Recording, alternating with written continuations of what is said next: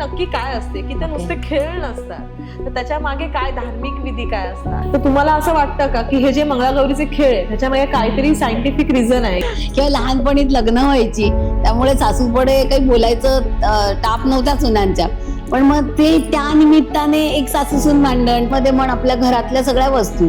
आता आपण जिमला जातो, इन्स्ट्रुमेंट लागतात, पण ह्याला तसं काही नाहीये, अगदी फुकट काही नाही. आपल्या घरच्या दररोजच्या वापरणाऱ्या वस्तू म्हणजे करवंट्या म्हण, वाट्या म्हण, सूप, कळशी, लाटणं, हा म्हणजे अशा घरातल्या सिंपल अगदी ताट असतं ना आपली परात, त्याच्यावर पण खेळ खेळतात काही प्रकारचं आहे. घेतो की नवीन मुलींना, नवीन जनरेशनच्या मुलींना आम्ही अपील करायला पाहिजे, कारण त्यांनी त्याच आहेत ज्या पुढे प्रथा चालवणार आहे. कंटिन्यू लाईफस्टाईल आहे की ते अगदी यंग वुमन पासून ते अगदी रिटायरमेंट पर्यंत गेलेल्या लेडी पर्यंत जी वर्क स्टाईल आहे, वर्क प्रोसेस जी आहे ती प्रचंड स्ट्रेसफुल असते. तुम्ही जेव्हा मंगळागौरीचे खेळ करता तुम्हाला तुमचं काहीही आठवत नाही. बोर्डला फार बॅकला जायला लागलाय का? पूर्वीची मंगळागौर आणि आताची मंगळागौर ह्या दोन्ही मध्ये काय फरक आहे? फिट्ट नक्की.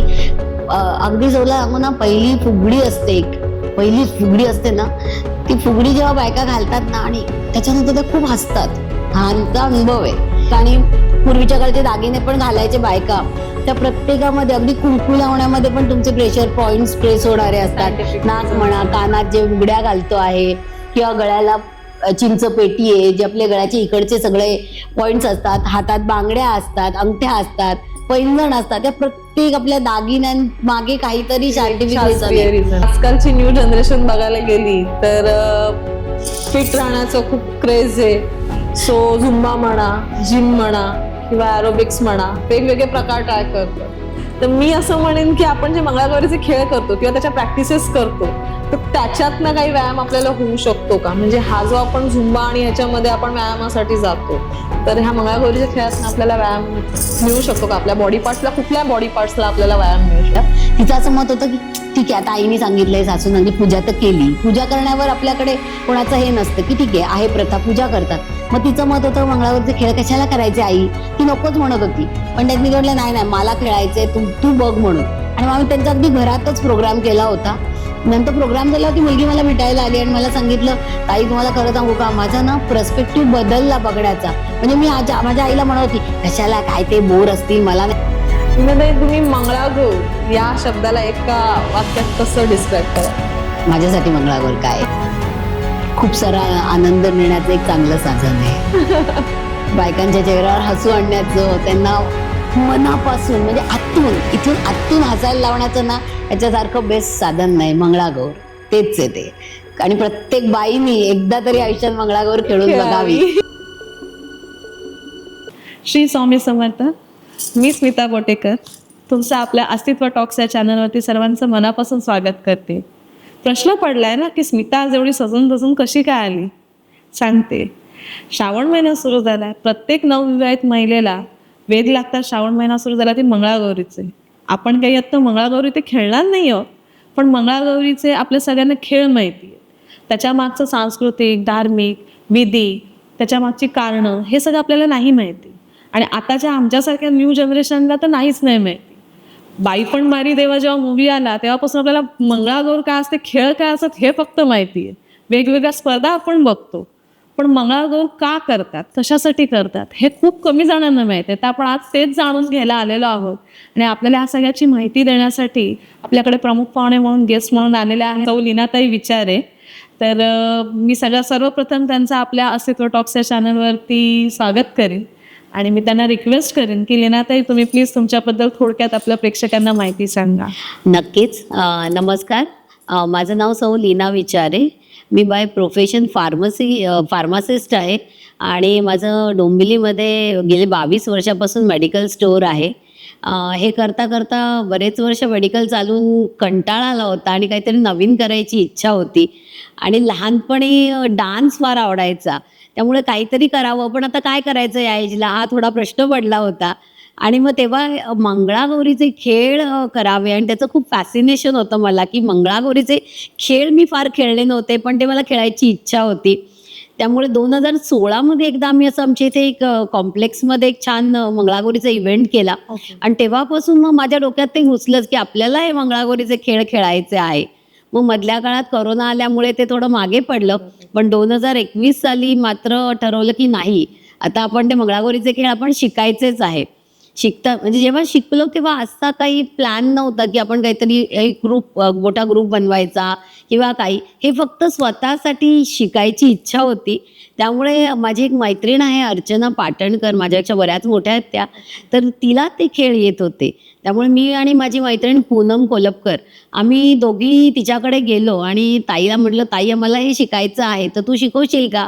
ती म्हणली ठीक आहे शिकवते. आणि मग तिच्याकडे जुनी गाणी होती, तर तिने आम्हाला बेसिकली पहिले ही खेळ शिकवले. पण आम्ही दोघीच शिकून काय मजा नव्हती ना त्यात, खेळायला तर ग्रुप पाहिजे ना. मग अजून एक माझी मैत्रीण होती नीलम परब, ती आमच्या ग्रुपची सिंगर आहे. तर तिला मी विचारलं, अगं तू गाणी म्हणशील का, आपण असं करूया आणि कोणी मैत्रिणी असतील तर त्यांना बोलूया.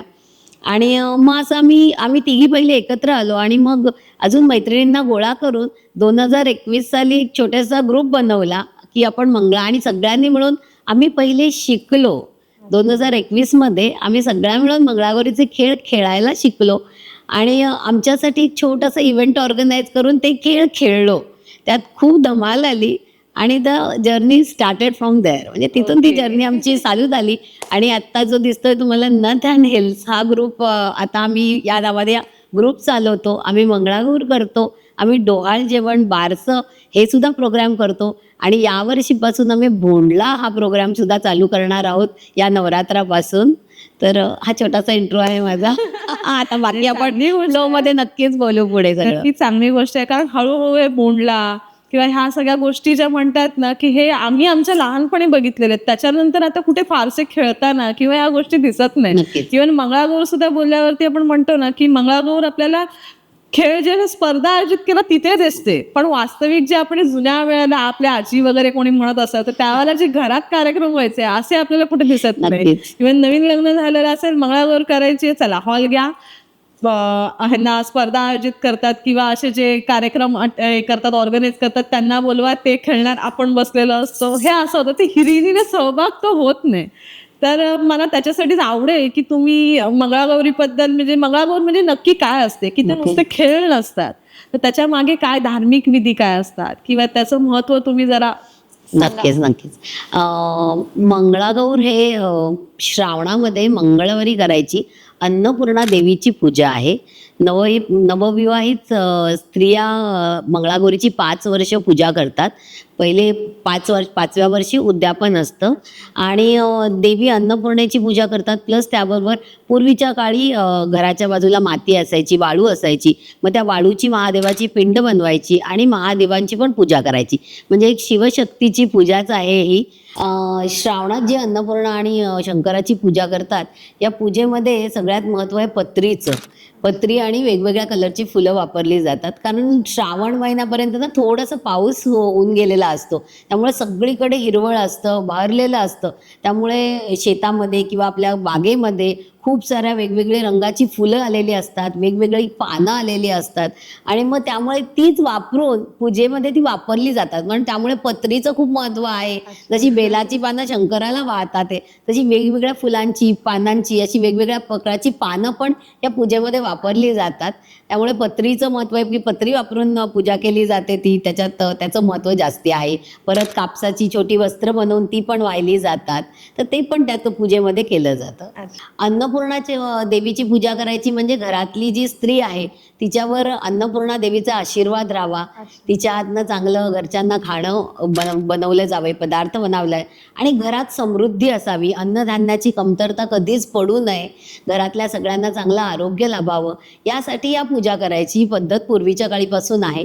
याच्या मागचं धार्मिक महत्त्व हेच आहे की त्यानिमित्ताने लोक एकत्र येतात, हे तर रिझन आहेच. पण ह्याच्यामागे देवीची पूजा अन्नपूर्णेची करायच्या मागे की घरातल्या बाईवर एक चांगले देवीचे संस्कार हवेत आणि घरातली अन्नपूर्णा म्हणतात ना, सगळा मार्ग प्रेमाचा पोटातून जातं, तसं तिच्या हातून एक चांगलं अन्न बनावं, घरच्यांसाठी चांगलं खाद्यपदार्थ बनावेत आणि घरात अन्नधान्य भरभरून असावं, कोणाला खाण्याची कमतरता पडू नये, म्हणून ही पूजा आहे. आणि प्लस आपण शंकराची पूजा करतो आणि शंकर आणि पार्वती यांचं जे चांगलं आहे, त्यामुळे आपल्यातले नातेसंबंध नवरा बायकोतले चांगले राहावे, सगळ्यांना चांगलं आरोग्य मिळावं, यासाठी ही पूजा केली जाते.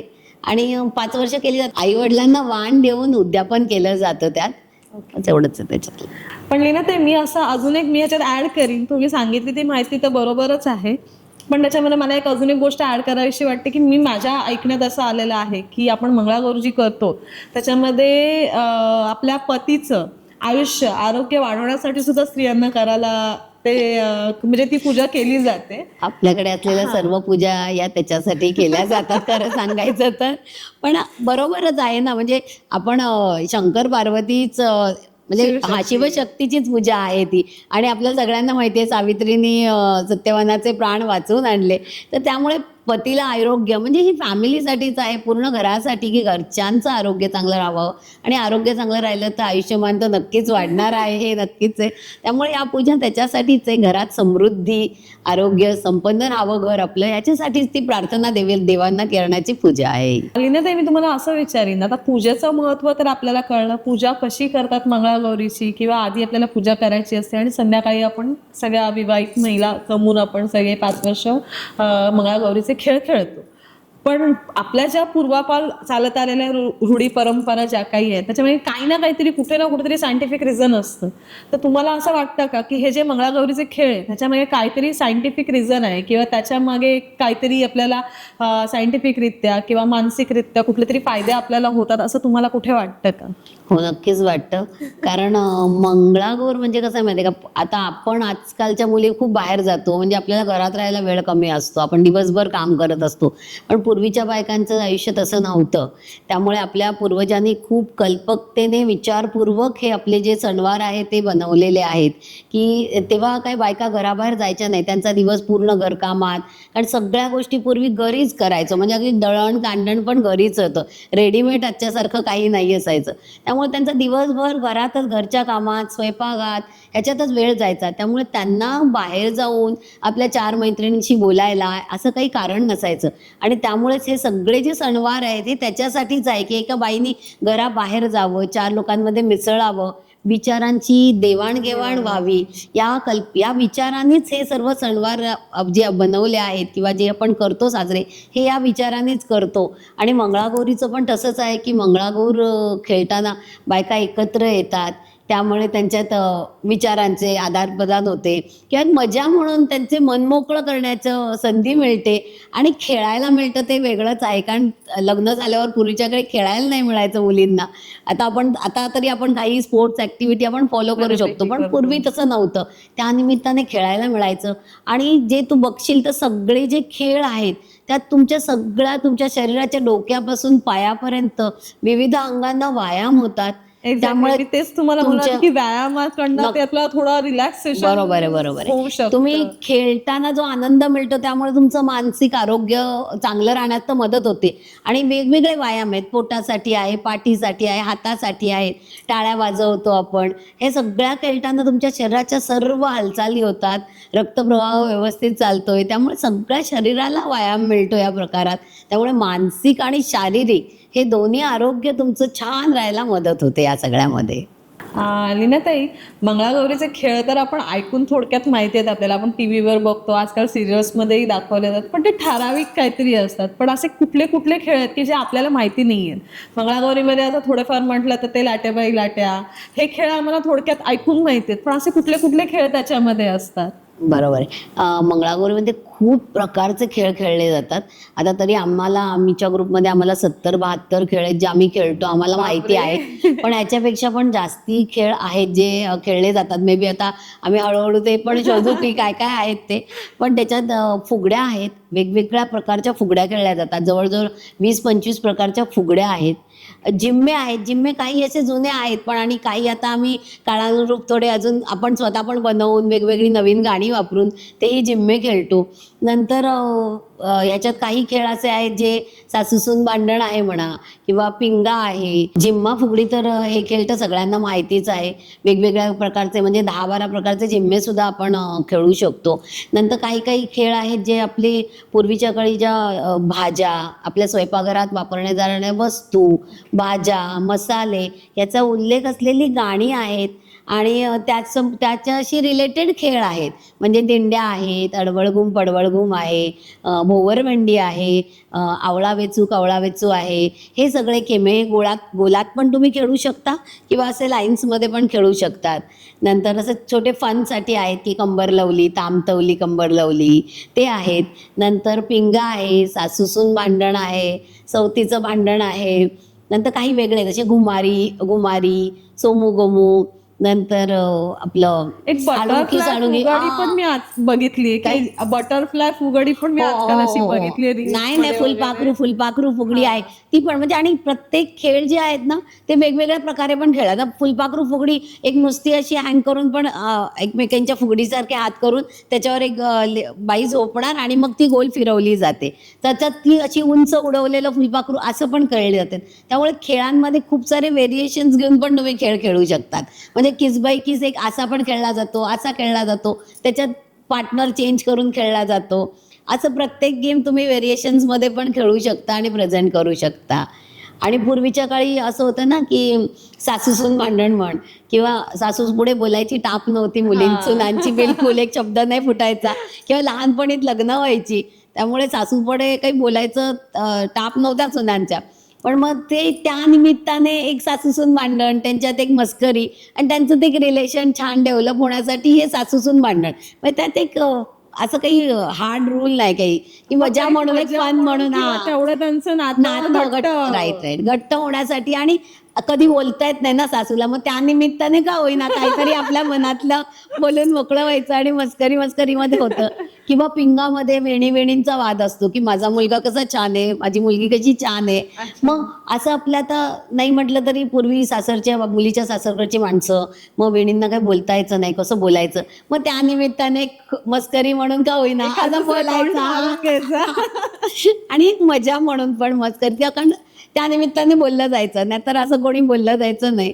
त्यामुळे ते आहे. किंवा आता खेळांमध्ये पण आपल्या घरातल्या सगळ्या वस्तू, आता आपण जिमला जातो, इन्स्ट्रुमेंट लागतात, पण ह्याला तसं काही नाहीये. अगदी फुकट काही नाही. आपल्या घरच्या दररोजच्या वापरणाऱ्या वस्तू म्हणजे करवंट्या म्हण, वाट्या म्हण, सूप, कळशी, लाटणं, म्हणजे अशा घरातल्या सिंपल अगदी ताट असतं ना आपली परात, त्याच्यावर पण खेळ खेळतात काही प्रकारचं आहे. असं वेगवेगळ्या प्रकारच्या घरातल्याच वस्तू वापरायच्या आणि खेळायचं. त्याच्यासाठी आपल्याला पैसे नाही खर्च करायचे, काहीच नाही. त्यामुळे छान एकदम सिंपल, स्वस्त आणि मस्त आणि आरोग्य देणारा हे व्यायाम असे छानपैकी मंगळागौरीचे खेळ आहेत. लीनाताई, तुम्ही मगाशी म्हणालात तुमच्या इंटरव्ह्यूमध्ये की तुमचा एक ग्रुप आहे मंगळागौरीचा, तुम्ही तिघींपासून स्टार्ट केलात. तर आता तुमच्या ग्रुपमध्ये किती जण आहेत साधारण, किती महिला आहेत तुमच्या आता ग्रुपमध्ये? 15 महिला आहेत आमच्या आणि ग्रुपमध्ये. जर असं कोणाला ऍडिशन्स घ्यायचे असतील, कोणाला ऍड करायचे असतील तर तुम्ही त्याच्यामध्ये वाढवतात का? म्हणजे हा प्रेक्षकांचा प्रश्न आहे, कारण आता बऱ्यापैकी तुमचा ग्रुप सुद्धा फेमस आहे, प्रसिद्ध आहे. तर एखाद्याला इच्छा असेल तर तुम्ही मेंबर्स ऍड ऑन करतात का त्याच्यामध्ये? नक्कीच आम्हाला आवडेल मेंबर ऍड करायला, पण ते तेवढं सोपं नाही आहे की मेंबर कोणी ॲड होण्यासाठी. एकतर बेसिकली इथे जवळपास असेल तर आम्हाला ॲड करायला नक्कीच आवडेल. थोड्या आम्हाला यंग मुली हव्या आहेत ज्या जास्ती जोशमध्ये खेळू शकतील मंगळागौर. आणि प्लस पण त्याच्याकरता कसं आहे माहिती आहे का, डिव्होशननी रेग्युलॅरिटीनी यायला पाहिजे. नुसतंच एक दिवस आम्ही आलो आणि तुम्ही घेऊन जा तसं होत नाही. कारण तुम्हाला त्याच्याशी एकरूप व्हायला लागतं. कारण ग्रुप चालवायला फक्त खेळ घेणं महत्वाचं नाहीये, ग्रुप मधले कोऑर्डिनेशन पार्ट पण येतो आणि त्याच्यामध्ये तुम्हाला प्रॅक्टिस महत्वाची आहे. खरं तर गेमची फिनिशिंग येण्यासाठी प्रॅक्टिस गरजेचीच आहे. प्लस रेग्युलर भेटण्यामुळे काय होतं, कोऑर्डिनेशन ग्रुपमध्ये चांगलं राहतं. प्लस मला पण माहिती असतं की बाबा कोण काय चांगलं खेळू शकतं, कोणाचं किती कॅलिबर आहे, कपॅसिटी आहे खेळण्याची, किती वेळ कोण काय खेळू शकतं. किंवा कोणाला एखादा खेळ चांगला जमतो, कोणाला दुसरा चांगला जमतो. मग आम्हाला कुठे प्रेझेंट करताना आम्ही त्याप्रमाणे सगळ्यांना युटिलाइज करू शकतो. आणि ग्रुपमध्ये ऍड व्हायचं असेल तर जवळच्या लोकांना आम्ही डायरेक्टली ऍड खरंच करू शकतो आम्हाला, कारण एक्सपांड नक्कीच व्हायचं आहे आम्हाला, एवढ्यावरच थांबायचं नाहीये. आणि त्याच्यामुळे आम्ही घेऊ नक्कीच. इव्हन आम्हाला बाहेर सुद्धा ग्रुप आमचे करायला आवडतील, कारण आम्हाला पुण्यामधून किंवा मुंबईच्या बाहेरून खूप लोकांची इन्क्वायरी आहे की तुम्ही इथे येऊन करा. पण प्रॅक्टिकली सगळीकडे जाणं आम्हाला नक्कीच शक्य नाहीये. त्यामुळे आम्हाला नक्कीच एखादा ग्रुप जो आमच्या पॅटर्ननी काम करेल किंवा आम्ही जसे खेळ घेतो, प्रोग्राम घेतो, तसं जर त्यांनी घेतलं तर आम्हाला नक्कीच अशा एखाद्या ग्रुपला आम्हाला जॉईन करून घ्यायला आवडेल. किंवा अशा ग्रुप असेल तुमच्याकडे तर आम्ही नक्की आमच्या पद्धतीने तुम्हाला ट्रेन करू आणि मग आमच्यासाठी म्हणून तुम्ही तिकडे नक्की काम करू शकाल. आम्हाला तशा प्रकारे एक्सपांड व्हायला नक्कीच आवडेल. ओके, अजून एक मला विचारायचं आहे की आपला हा जो ग्रुप आहे ह्याचं तुमचं जे नाव पण एक युनिक आहे, नथन हिल्स. तर हे नाव म्हणजे देताना तुमच्या मागे काय अशी आयडिया होती किंवा काय डोक्यात अशी संकल्पना होती की आपण हे नाव फिक्स करूया की हे मंगळागौरीला पण सूट होईल? कारण स्टार्टिंग तुम्ही त्या ग्रुपची मंगळागौरीपासूनच केली, नंतर तुम्ही हळूहळू वाढवत गेला. त्याच्या मागे काय एक संकल्पना होती नाव हे घेण्याच्या मागे? पहिल्या वर्षी जेव्हा आम्ही ग्रुप फॉर्म केला तेव्हा नाव नव्हतं, आम्ही जस्ट मंगळागौरीचे खेळ आहेत म्हणून. पण सेकंड इयरला आम्हाला असं वाटलं की आपल्या ग्रुपला काहीतरी नाव पाहिजे, की ऑर्गनाइज्ड बाय असं टाकायला कोण ऑर्गनाइज करत आहे हे कळण्यासाठी एक नाव पाहिजे, आयडेंटिटी क्रिएट करूया. मग सगळ्या मैत्रिणींनी म्हणूनच असं सगळ्यांना मी सांगितलेलं की सजेस्ट करा काहीतरी नाव करायचं. मग त्याच्यात एक नथ आणि नऊवारी या दोन गोष्टी मंगळागौरीशी खूप रिलेटेड आहे, त्यामुळे त्याच्यापैकी एक तर नक्कीच काहीतरी घ्यायचं होतं. मग नऊवारीपेक्षा आम्हाला ते नथ जास्ती प्रिफरेबली नाव होतं. पण बाकीची जी नावं होती ती फार कॉमनली होती की कुठली अशी मंगळागौरीशी रिलेटेड, आम्हाला कधी युनिक नाव हवं होतं. आणि असं पण होतं की आजच्या जनरेशनशी आम्ही रिलेट करतो हे त्याच्यातून कुठेतरी दिसलं पाहिजे, जाणवलं पाहिजे नावातून. म्हणजे ट्रॅडिशनल प्लस मॉडर्न त्याच्यात दोन्ही आलं पाहिजे. कारण आम्ही आमचे खेळ सुद्धा, आमचे प्रोग्राम सुद्धा एक त्याला मॉडर्न टच देऊन घेतो की नवीन मुलींना, नवीन जनरेशनच्या मुलींना आम्ही अपील करायला पाहिजे. कारण त्यांनी त्याच आहेत ज्या पुढे प्रथा चालवणार आहे, कंटिन्यू करणार आहे. त्यामुळे नथ हे कन्फर्म होतं, पण त्याच्याबरोबर काय पाहिजे.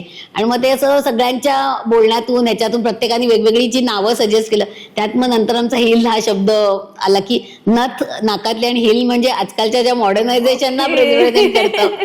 तर म्हणून नथ अँड हिल्स म्हणजे ट्रॅडिशनल प्रोग्रामला एक मॉडर्न टच देऊन आम्ही ते सादरीकरण करतो, म्हणून नथ अँड हिल्स. ओके, मी ना ते बिंग ग्रुप लीडर म्हणून तुम्हाला म्हणजे एक जबाबदारी असेल, तर तुम्ही हे जे कार्यक्रम आयोजन करतात किंवा ह्याचे खेळ आयोजन करतात, तर त्यावेळेला तुम्ही ग्रुपमध्ये ते कसे करतात, त्याचं नियोजन कसं करतात? हो, ग्रुप लीडर म्हणून जबाबदारी ही नक्कीच असते. कारण सगळ्यांना न्याय देणं गरजेचं असतं. प्लस आपण फेस आहोत, त्यामुळे जे काही प्रॉब्लेम झाला, काही झाला तरी आपल्याला त्याची उत्तरं द्यायची आहेत. कारण माझं असं मत आहे, आम्ही पेड इव्हेंट करतो आणि कोणी तुम्हाला 1 रुपया फ्रीमध्ये देत नाही. त्यामुळे 1 रुपया जरी कोणी दिलाय तरी ती रिस्पॉन्सिबिलिटी तेवढीच मोठी असते. त्यामुळे ग्रुप लीडर म्हणून ती जबाबदारी असते.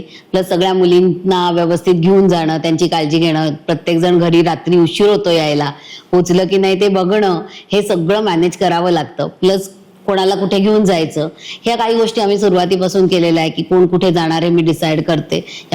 एका वेळेला 2 प्रोग्राम असतील तर आम्ही डिसाईड केलेलं असतं की काही लोक इकडे जातील, काही तिकडे जातील, कोण काय करणार, आधी प्लॅनिंग असतं की कोण काय करणार आहे, कोणी काय प्रेझेंट करायचं आहे, कोणी खेळायचं आहे, हे सर्व प्लॅनिंग आधीच झालेलं असतं. त्यामुळे वेल प्लॅन असतं. इव्हन जाताना पण कारमधून आम्ही इथून जातो, कारण आम्ही राहतो त्या ठिकाणाहून आम्हाला पब्लिक ट्रान्सपोर्ट कन्व्हिनियंट नक्कीच नाहीये, तर कुठल्या कारमधून कोण जाणार, म्हणजे आयत्या वेळेला कुठलाही प्रकारचा मेस नसतो. सगळ्यांना माहिती असतं, ग्रुपवर सगळे इन्फॉर्मेशन आधीच आलेले असतात, त्यामुळे कुठलाही मेस नसतो कोण कुठे जाणार आहे.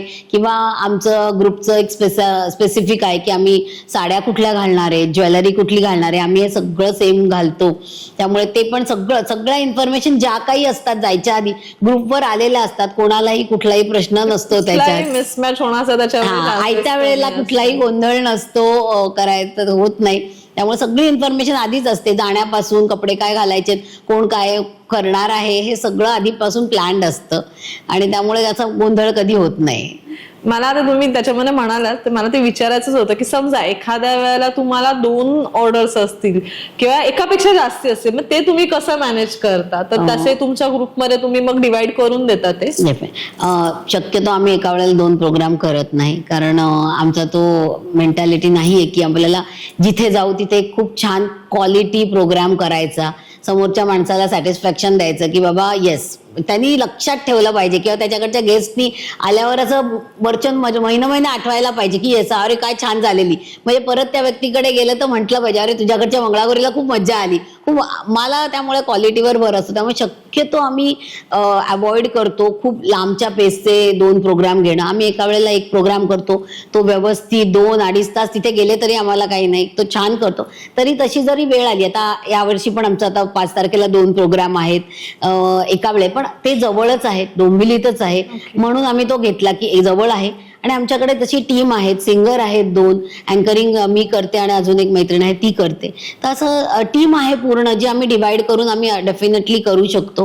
आणि आता आमचं तेच आहे की असं आम्हाला प्रॉब्लेम होतो की एका वेळेला जास्ती प्रोग्राम आम्ही नाही घेऊ शकत, कारण मॅनपॉवर पण कमी पडते. त्यामुळेच आम्ही आता जे मागे वर्कशॉप घेतले ते त्याच्यासाठीच होते की त्याच्यात जे छान खेळतात ते मुली, किंवा तिथून लांबून लांबून मुंबईतून लोक आले होते, तर त्याच्यातल्या ज्या छान मुली खेळतात ते त्यांना आपण आपल्या ग्रुपमध्ये ॲज अ पार्ट म्हणून घ्यायचं. म्हणजे सपोज आता ठाण्याच्या मुली आहेत, तर ठाण्याला प्रोग्राम आहे, तर आमच्या इकडूनच्या 5 जणी जातील आणि ठाण्याच्या 5 जणी त्या येतील तिकडून. म्हणजे त्यामुळे आम्ही जास्ती प्रोग्राम घेऊ शकू. त्यामुळे थोडं आता आम्हाला एक्सपांड व्हायचं आहे आणि अशी लांबच्या लोकांना पण आमच्या ग्रुपचा पार्ट बनवून घ्यायचा आहे की ज्यामुळे एका वेळेला आम्ही जास्तीत जास्त प्रोग्राम करू शकतो. प्लस आमची लोक तिथे असतील त्यामुळे तिची क्वालिटी सफर होणार नाही हे नक्कीच, कारण क्वांटिटी प्रोग्राम करण्यापेक्षा मला क्वालिटी प्रोग्राम करण्यात जास्ती इंटरेस्ट आहे की आपण केलेला प्रोग्राम कायम प्रत्येकाच्या लक्षात राहावा.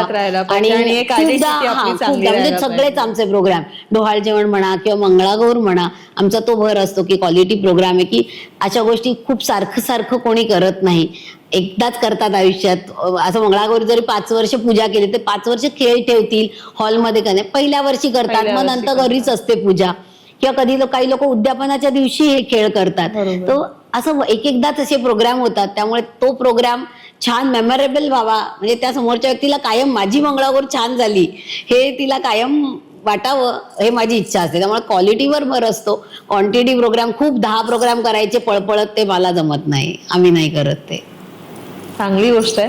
आणि तुम्ही जेव्हा हे ग्रुप स्टार्ट केला, किंवा तुम्ही जेव्हा मंगळागौरीचं तुमच्या अशा डोक्यात जेव्हा ही संकल्पना आली की आपण हे खेळ घेऊया किंवा ह्याची म्हणजे आपण वेगवेगळ्या ठिकाणी ग्रुप करून आपण हे आयोजित करूया, त्यावेळेला तुम्हाला पहिला किती स्ट्रगल करायला, जेव्हा फर्स्ट टाइम तुम्ही केला तेव्हा तुम्हाला कुठल्या अडचणींना फेस करावं लागलं? सुरुवातीच्या काळात तशा अडचणी, तर कसं आहे आमच्यासाठी हे सगळं नवीन होतं, त्यामुळे अडचणी ज्या हळूहळू प्रत्येक वर्षी काही ना काही नवीन आल्या आणि आम्ही नवीन सॉल्व्ह करत गेलो. पण पहिल्या वर्षी असं काही नाही, आम्ही खेळ छान शिकलो. मग प्रत्येकीने ठरवलं की आपल्या ओळखीच्या 4-5 लोकांना आपण घेऊन येऊया आणि एक इव्हेंट करूया. तसे आम्ही पहिल्या वर्षी 2-3 इव्हेंट केले. मग परत सेकंड इयरला पण केले. पण काही गोष्टी आहेत की आम्ही बऱ्याच गोष्टी शिकलो हे इव्हेंट करताना. म्हणजे पहिल्या वर्षी केलं तर मरेजच्या पैशाचं मॅनेजमेंट कसं करायचं, एक इव्हेंट पेड इव्हेंट करतोय आपण, एवढा एक्सपिरियन्स नव्हता. मग छोटे खर्च लक्षात यायचे नाहीत किंवा अरे हे पण खर्च होतात. मग ते हळूहळू आता इन कोर्स ऑफ टाइम आम्हाला माहिती होत गेलं की काय आपल्या म्हणजे जे इव्हेंट आम्ही ऑर्गनाईज करतो स्वतः, त्याच्यात आम्हाला थोडं काहीतरी कधी लॉस झाला, कधी प्रॉफिट झाला, पण असं लॉस खूप नाही झाला. पण काही गोष्टी लक्षात येत नव्हत्या की अरे पण हे पण खर्च असतात, छोटे असतात, पाण्याचे म्हणा किंवा काम करणं त्या लोकांना टिप द्यायची असते किंवा असे छोटे असतात, किंवा रिटर्न गिफ्ट मध्ये काहीतरी अचानक आठवलं लकी ड्रॉ नाही ठेवलाय आपण. म्हणजे असे इव्हेंट जे आम्ही करत गेलो तसं आम्ही शिकत पण गेलो की आपल्याला कुठे खर्च असतात, हिडन एक्सपेन्सेस काय असतात. तर पण असं खूप स्ट्रगल म्हणाल तर इव्हेंट ऑर्गनाईज नाही आला. आम्ही प्लॅनिंग जास्तीत जास्त करण्याचा प्रयत्न करू आणि लोकांचा रिस्पॉन्स पण आम्हाला छान मिळाला. आणि एक नवीन संकल्पना होती ती पण लोकांना समजावून सांगण्यात आम्हाला प्रत्येक वेळेला प्रॉब्लेम झाला. सगळ्यात मोठा आम्हाला जर प्रॉब्लेम झाला असेल इव्हेंट करताना, मंगळागौर ॲज अ इव्हेंट करतो आहे हे कन्सेप्टच नवीन होतं. तेव्हा मंगळागौरीचे खेळ म्हणजे काय इव्हेंट असणार आहे हे समजवणं सगळ्यात मोठा टास्क होता. बाकी गोष्टी मॅनेज करणं सोपं होतं, म्हणजे as a infrastructure wise manage करणं एव्हरीथिंग इज इझी. पण मेन प्रॉब्लेम होता ना की आपलं काय प्रोग्राम आहे हे लोकांना समजावणं ना, हे फार आम्हाला टफ जात होतं. की असं काहीतरी असतं, लोकांना पार्टीज माहिती आहे, किटी पार्टीज माहिती आहे, पण मंगळागौरीचे खेळ पण लोकांना वाटतं आम्हाला येत नाही, मग आम्ही कसं यायचं, हा पहिला प्रश्न होता सगळ्यांचा. मग तेव्हा आम्ही त्यांना गाईड केलं की नाही तुम्हाला खेळायची का नाही, आम्ही शिकवणार, तुम्ही या आमच्या इव्हेंटला, मग तिथे आल्यावर आम्ही शिकवणार, मग तुम्ही खेळायचे आहेत. मग मेन टास्क तेच होतं की माझे प्रोग्राम नवीन काहीतरी आम्ही घेऊन येतोय तर ते लोकांना समजवण्यात की हे काय आहे. मग एक प्रोग्राम केला ना जेव्हा, तेव्हा लोकांना अरे यार आम्हाला यायचं होतं, असं होतं का, मजा होती. मग सेकंड टाइम ते आता म्हणजे आता मी ठेवलं तर लोकांना माहिती होतं. म्हणजे आमच्या एरियात ते नक्कीच लोकांना माहितीये की काय इव्हेंट आहे, मंगळागौरीचे खेळ म्हणजे कसा इव्हेंट असणार आहे. पण अजूनही आम्हाला बाहेर जर कुठे ठेवायचा म्हणाल तर ते एक्सप्लेन करण्यात खूप प्रॉब्लेम होतो की काय इव्हेंट आहे मंगळागौरीचे खेळ. मग लोकांना वाटतं आम्ही येऊन बघायचंय का फक्त, नाही बघायचं नाही, खेळायचंय तुम्हाला. हे प्रत्येक वेळेला मला एक्सप्लेन करावं लागतं. एक्सप्लेन करायला हा, म्हणजे तुम्ही एखादी नवीन गोष्ट जेव्हा आणता तेव्हा ती लोकांना समजावून सांगून, मग फर्स्ट इयर आम्हाला तोच मोठा हर्डल होता ना की काय आहे प्रोग्राम हे समजवणंच हर्डल होतं. मग आम्ही 1 वर्ष केल्यावर सेकंड टाइम मात्र बायका रेडी होत्या. म्हणजे आम्हाला सेकंड इयरला पहिले एवढा रिस्पॉन्स आला की या हॉलमध्ये 100 माणसं, 100 बायकांनी एनरोल केलं. पण 100 बायका म्हणजे अशा लिटरली गर्दीनी, पण एक पण बाई बसली नव्हती. सगळ्या खेळल्या, किचमिड असू दे काही असू दे, आम्हाला खेळायचंय. मेन मोठं तोच आहे ना आपला, की मजा. लोकांना एक आजचं जे लाईफस्टाईल आहे की ते अगदी यंग वुमन पासून ते अगदी रिटायरमेंट पर्यंत गेलेल्या लेडी पर्यंत जी वर्क स्टाईल आहे, वर्क प्रोसेस जी आहे ती प्रचंड स्ट्रेसफुल असते. मग ती बिझनेस मध्ये असू दे, सर्व्हिस मध्ये असू दे, कुठेही असू दे, त्याच्यातनं थोडाफार रिलीफ तर प्रत्येकाला मिळालाच हवा. आणि हा मोठा फ्रीकआउट आहे. म्हणजे Exactly. तुम्ही जेव्हा मंगळागौरीचे खेळ खेळता तुम्हाला तुमचं काहीही आठवत नाही. तुमच्या घरात घर नाही, मुलं नाही, नवरा नाही, किंवा आपलं काम नाही, काही टेन्शन नाही. तुमचे 3 तास हे फक्त स्वतःसाठी असतात आणि तुम्ही एक रिफ्रेश होऊन घरी जातात की परत जोमाने कामाला तुम्ही लागायला. हे सगळं स्टार्ट केलं ना, आता तुम्ही म्हणजे जेव्हा हे सगळं स्टार्ट केलं तेव्हा तुम्हाला घरातनं सपोर्ट मिळाला की बाबा म्हणजे घरचं, but being woman, married woman, घरचं सगळं सामावून यावं लागतं, मुलांचं बघावं लागतं, मिस्टरांचं बघावं लागतं, घरात कोणी मोठी व्यक्ती असेल त्यांच्या आपल्याला गोष्टी करून यायचं. मग तुम्हाला तो थोडा स्ट्रगल करावा लागला की घरातल्यांनी त्यावेळेला सपोर्ट केला? नाही, घरातल्यांचा सपोर्ट आहे. कारण मी पहिल्यापासूनच काम करते आहे. मी 98 सालापासून काम करते, लग्नाच्या आधीपासून काम करत होते, लग्न झाल्यावर काम करते आणि मी मेडिकल स्टोअर चालवते. त्याच्यामुळे काय होतं की मी कधीच संध्याकाळी घरी नसते, दुकानात असते. त्यामुळे मिस्टरांनी माझ्यात कोऑर्डिनेशन असतं की आपलं मुलाला ऍडजस्ट करून सांभाळतो आणि त्यांचा पण सपोर्ट आहे. प्लस माझ्या मुलाचाही सपोर्ट असतो. त्याचं असं नसतं की आई तू काम सोड आणि घरी बस, असं काही नाही. उलट तो मला म्हणतो तू घरी बसून काय करणार, बोर होणार, त्याच्यात तू जा, आई छान आहे. म्हणजे त्याला आवडतं. उलट तो पण मला सांगतो आई हे कर, युट्यूबला टाक, इंस्टाग्रामवर टाक, हे कर. म्हणजे त्याचा सपोर्ट असतो. घरातनं काहीच मला प्रॉब्लेम नाहीये की काय करायचं, ते कम्प्लिटली माझा डिसिजन आहे. ताई, तुम्ही मगाशी आता म्हणालात की तुमचं एक मेडिकल शॉप सुद्धा आहे आणि जे तुम्ही स्वतः चालवतात. तर जेव्हा आपल्या इव्हेंट असतात मंगळागौरीचे त्यावेळेला तुम्ही ते कसं मॅनेज करता? आणि श्रावण सुरू झाला म्हटल्यावरती मंगळागौरीचे लागोपाठ इव्हेंट स्टार्ट होत असतील, सगळ्यांकडे नवीन तुम्हाला इव्हेंटसाठीचे बोलावणी येत असतील. आणि ठीक आहे, श्रावण सुरू झाला, आपण फक्त श्रावण 1 महिना नाही म्हणणार, पण त्याच्यासाठी आधी आपल्याला महिनाभर 2 महिनाभर प्रॅक्टिस करावी लागते. मग ह्या सगळ्या ह्याच्यात तुम्ही ते कसं करता? तुमचं व्यावसायिक प्रोफेशन आणि ही एक आवड म्हणून जी पॅशन आहे, हा दोघांची सांगड तुम्ही कशी घालता? सगळ्यात पहिले टाइम मॅनेजमेंट. अट्टाहास नाहीये अशी गोष्ट व्हायलाच पाहिजे, ही पहिले सोडलं पाहिजे. की बायकांचं आपलं स्वतःच खूप असतं की मला असंच पाहिजे किंवा तसंच पाहिजे. घरात पण असे रूल्स असतात, ते सोडून द्यावे माझं मत आहे. जर तुम्हाला बाहेर असं खूप साऱ्या मल्टीटास्किंग जर गोष्टी करायच्या आहेत तर तो अट्टाहास कधीच करू नये की आम्हाला परफेक्शनच पाहिजे. सगळीकडे तुम्ही ते नाही करू शकत. दुकानाचं म्हणाल तर माझ्याकडे स्टाफ, मी त्या बाबतीत खूपच लकी आहे की मला कायम जी माणसं भेटली ती खूप चांगली भेटली. म्हणजे माझा मुलगा लहान असताना त्यांना सांभाळणाऱ्या मावशी असतील किंवा आत्ताही माझ्या घरात जे हेल्प करतात ते लोक आहेत, किंवा माझ्या दुकानात जो स्टाफ आहे हा खूप जुना स्टाफ आहे माझ्याकडे. त्यामुळे मला मॅनपॉवर हा माझ्यासाठी लकी फॅक्टर आहे की मला नेहमीच लोक चांगली भेटली. त्याच्यामुळे मला तो हर्डल कधी आला नाही की हे सगळं कसं मॅनेज करावं. मी महिनाभर जरी माझ्या दुकानात गेले नाही तरी काही फरक पडणार नाही. माझ्याकडे चांगला स्टाफ आहे, ते व्यवस्थित ते मेंटेन करतात. इव्हन माझ्या घरी पण जे हेल्प करतात मला, माझ्या मावशी आहेत जेवण बनवणाऱ्या आहेत किंवा काही असो, त्या पण मदत करतात. त्यामुळे म्हणजे मी त्यांना सांगितलं असतं आज माझा प्रोग्राम आहे, मावशी माझे हे तारखेला प्रोग्राम आहेत. मग मॅनेजमेंट ही गरजेची आहे. टाइम मॅनेजमेंट सगळ्यात महत्वाचं आहे. आणि कुठल्या गोष्टींना कधी प्रायोरिटी द्यायची आहे ते पण तुम्ही ठरवणं गरजेचं आहे. कारण तरच तुम्ही चांगल्या सक्सेसफुली मल्टीटास्किंग गोष्टी करू शकतात. आणि लकीली मी त्या बाबतीत लकी आहे की मला स्टाफ सगळीकडे चांगला भेटलेला आहे आणि घरच्यांचा पण सपोर्ट आहे, कुठलाही प्रॉब्लेम नाही. म्हणजे आम्ही प्रोग्रामला जातो, आम्ही रात्री 12 वाजतात आम्हाला यायला, 1 वाजतात कधी कधी मुंबईसारख्या ठिकाणी गेलो तर, पण असं कधीच काही प्रॉब्लेम नाही आणि सगळ्यांचा सपोर्ट असतो. त्यामुळे होऊन जातं सगळं मॅनेज आणि टाइम मॅनेजमेंट. आणि खूप माझा स्वतःचा खूप अट्टास नसतो की मला हे असंच पाहिजे तसंच पाहिजे. ठीक आहे, ओके, आपल्याला ह्याच्यातून जेवढं करता येईल तेवढं मॅक्झिमम बेस्ट आपण करायचं. आता हे झालं तुमच्या बाबतीत, पण तुमच्या ग्रुपमध्ये पण वेगवेगळ्या लेडीज आहेत, त्या पण वर्किंग वुमन असतील. मग तुमची प्रॅक्टिसिंगचा टायमिंग तुम्ही कसा अरेंज करता? की बाबा सुट्टीच्या दिवशी करता असं, की सिलेक्टेड बाबा आज जमलं तर 1 तास तरी किंवा अर्धा तास तरी आल्यानंतर आपण करूया, असं कसं म्हणजे ते नाही, मॅनेज आमच्या करता? ग्रुपमध्ये फार कमी जण जे आहेत ते वर्किंग आहेत. पण तरी पण प्रत्येकाचं काही ना काही घरातले टास्क असतात. कोणाच्या घरी सासू सासरे आहेत किंवा कोणाच्या मुलांचे वेगवेगळे क्लासेस असतात. त्यामुळे आमच्याकडे सगळ्यात बेस्ट टायमिंग असतो आमचा प्रॅक्टिसचा सकाळी 8:30. ओके. 8:30 ते 9:30 आमची प्रॅक्टिस चालते. तो टाइम सगळ्यात बेस्ट टाइम. पहिले सगळ्यांना थोडं अडचण वाटलेली की अरे एवढं सकाळी कसं जायचं, पण आता सगळ्यांना त्याचीच सवय झालेली आहे. कारण तेव्हा मुलंही शाळेत जातात सगळ्यांची, नवरे पण बहुतेक लोकांचे कामाला जातात किंवा वर्क फ्रॉम असेल तर त्यांचं चालू झालेलं असं लॉग इन होऊन. त्याच्यामुळे तो टाइम असतो ना जो फ्री टाइम असतो. म्हणजे आणि सकाळी एकदा प्रॅक्टिस झाली की 9:30 नंतर तुम्ही फ्री. तुम्हाला तुमचं दिवसभर तुम्हाला काय करायचंय, कारण मुलांचे क्लासेस आहेत, कुठे गेलंय आणि आमच्या इथे ट्रॅफिकमुळे अडकायला होतं. त्यामुळे तो दिवस फ्री असतो तुम्हाला काय करायचं सकाळी सकाळी. आणि म्हणजे वर्कआउट पण होऊन जातो आमचा, प्लस प्रॅक्टिस पण होते आणि सकाळी सकाळी फ्रेश माइंडने काहीतरी नवीन सुचतं सुद्धा. आणि आता आमच्या ग्रुपला डिसिप्लिन झालेला आहे की आपल्याला सकाळी प्रॅक्टिस करायचं, त्या ह्याच्यात तेवढा वर्क फ्रेम आपली फ्री ठेवली. हा, म्हणजे आता कोणाची लहान मुलं असतील तर त्यांचे नवरे तेव्हा घरी असतात की बाळाला सांभाळलं, ती प्रॅक्टिस झाली की दिवसभर ती सांभाळणार. ते खरंच चांगलं आहे. त्यामुळे सकाळचं पहिल्या वर्षी आम्ही दुपारी करायचो, पण मग खूप दांड्या व्हायच्या. आज एक जण आलं, एक जण नाही आलं, एक जण आलं असं व्हायचं, पण मग ते गडबड व्हायची. पण आता तसं नाही. आमचं कधीही प्रोग्राम असो, काही असो, आम्ही सकाळी 8:30 ते 9:30 10 अगदी प्रॅक्टिस चालते. मग आमच्या कामाला आम्ही सगळे जायला मोकळे. तो युटिलाइज करतो आम्ही टाइम जो सकाळचा आहे तो. तुमचा सगळ्यात आवडता खेळ कुठला आहे मंगळागौरीचा? तसा विचार ना, माझे 2च माझे गेम फार आवडते आहेत. एक म्हणजे तामतवली, जो आमच्या प्रोग्राममध्ये आम्ही कंबर हलवायचा एक गेम आहे, कंबर मूव करायचा, तो घेतो.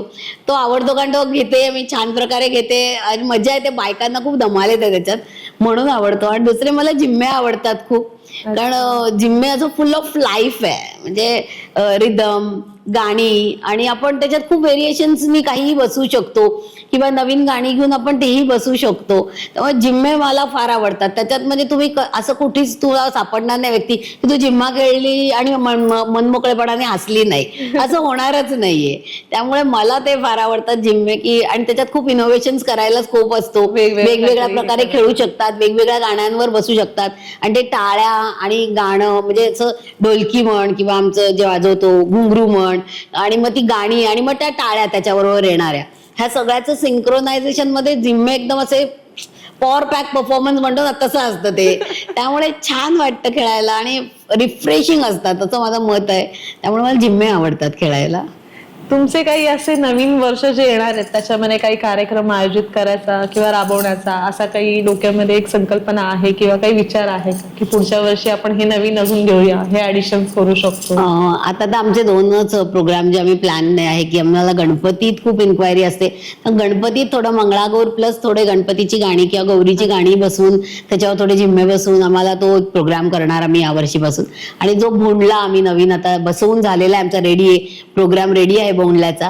कारण मागच्या वर्षी आम्हाला भोंडल्याच करता खूप लोकांनी विचारलं, तर तेव्हा आमच्याकडे प्रोग्राम रेडी नव्हता. पण यावर्षी आम्ही प्रायोरिटीवर जानेवारीमध्ये वगैरेच वेळ काढून भोंडल्याचा प्रोग्राम बसवलाय की नवरात्रीत भोंडला करूया. कारण भोंडला फार बॅकला जायला लागलाय, कारण नुसतेच गाणी आहेत खूप ट्रॅडिशनल आणि गोल फिरायचं, मग ते आवडत नाही. किंवा जे नॉन महाराष्ट्रीयन लोक असतात, तर सोसायटीमध्ये भोंडले होतात, तर त्यात ते पार्टिसिपेट तेवढा येत नाही, माहितीच नसतं काही, त्याच्यामुळे इंटरेस्ट आणि ती गाणी पण माहिती नसतात. तर त्यामुळे आम्ही आता भोंडला बसवलाय. थोडं त्याच्या स्टेप्स प्रत्येक गाण्यावर वेगवेगळ्या छोट्या सिंपल 1-2 स्टेपचे असे त्या बसवून असे फॉर्मेशन्स करून ते बसवलं की लोकांना त्याच्यात इंटरेस्ट वाटावं, मज्जा वाटावी, म्हणून आम्ही भोंडल्याचा प्रोग्राम आता बसवलाय. आणि यावर्षी आता बघूया कुठे करणार आहे आम्ही ते. आणि प्लस आम्ही वर्कशॉप यावर्षी पहिल्यांदा घेतले. मंगळागौर हा खेळ असा कोणी शिकवण्याचे त्याचे कुठे क्लासेस घेत नाही, तर आम्हाला खूप लोकांचं मत होतं. आम्ही एक म्हटलं लेट्स ट्राय इट, आपण वर्कशॉप टाकूया. आणि आम्हाला खरंच वर्कशॉपला खूप चांगला रिस्पॉन्स मिळाला. आम्हाला जागेची कमतरता होती, त्यामुळे आम्ही एका वेळेला जास्ती लेडीज घेऊ शकत नव्हतो.